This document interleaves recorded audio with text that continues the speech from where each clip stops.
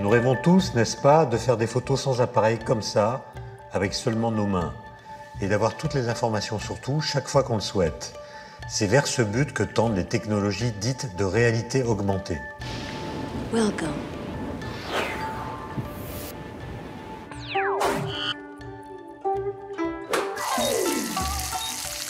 Date at 9 p.m. Choose outfit. Le point commun entre ces technologies tient sur seulement 5 mm. Il s'agit d'un écran minuscule qui est aussi un projecteur visant directement le fond de notre œil. Ces micro-écrans comportent les pixels les plus fins du monde. Nous fabriquons des écrans miniatures OLED pour des applications proches de l'œil, c'est-à-dire qu'on les trouve dans les viseurs d'appareils photo, dans les viseurs de caméras professionnelles, mais aussi dans des lunettes de visée ou des lunettes de réalité augmentée pour les applications médicales ou pour les architectes, par exemple pour voir un bâtiment en réalité augmentée. Par rapport au cinéma que tout le monde connaît, où on projette une grande image dans une salle noire à partir d'une petite diapositive, nous, en fait, on va partir d'un écran minuscule et on projette une image virtuelle sur votre regard. Vous pourrez bénéficier de cette image en plein jour, suivant toutes vos applications. Ces recherches qui visent une réalité augmentée réclament des écrans ayant une très forte densité de pixels. La technologie la plus prometteuse pour ces micro-écrans est sans doute la technologie OLED. OLED pour Organic Light Emitting Diode. Organic fait référence à des composés spécifiques carbonés qui ont la propriété d'émettre de la lumière lorsqu'on fait passer un courant électrique.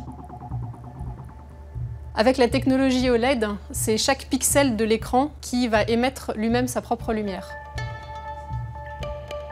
On fabrique nos écrans sur une base de silicium dans laquelle on intègre toute l'intelligence de l'écran, c'est-à-dire la façon dont on adresse chaque pixel individuel.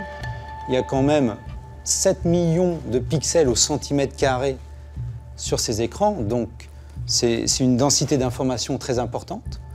Par-dessus cette galette de silicium, on rajoute des couches minces qui vont constituer l'empilement OLED, donc de couches organiques.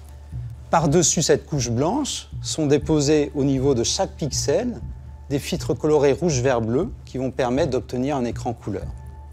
Un film organique qui est 1000 fois moins épais qu'un cheveu est donc pris en sandwich entre deux autres films qui constituent les électrodes. Lorsqu'on fait passer un courant électrique entre ces deux électrodes, le composé organique s'illumine. On injecte des électrons qui vont faire émettre des photons et c'est comme ça que la lumière est créée.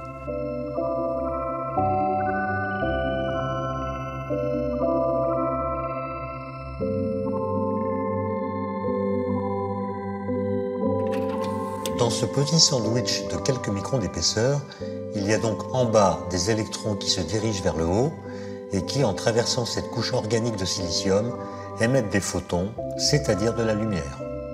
Fabriquer ces petits écrans est un véritable challenge technologique. Chaque pixel faisant 5 micromètres de côté et l'épaisseur des couches OLED déposées faisant une centaine de nanomètres, il nous a fallu éliminer toute poussière, d'où un procédé qui se passe impérativement en salle blanche.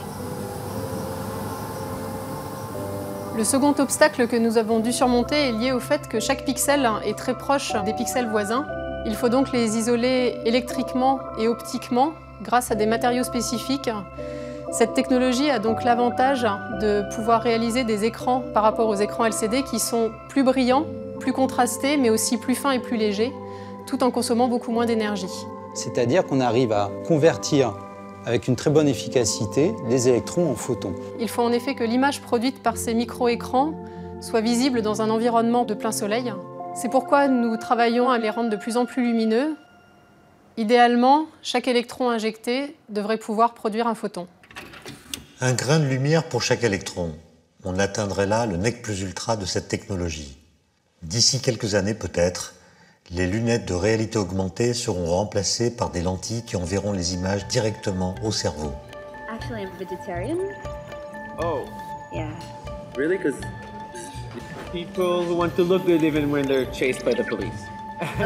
Si vous me croisez dans la rue, vous aurez alors toutes sortes d'informations sur moi.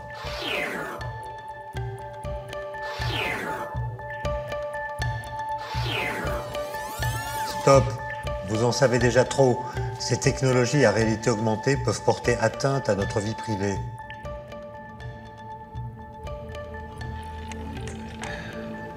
Why are you drinking?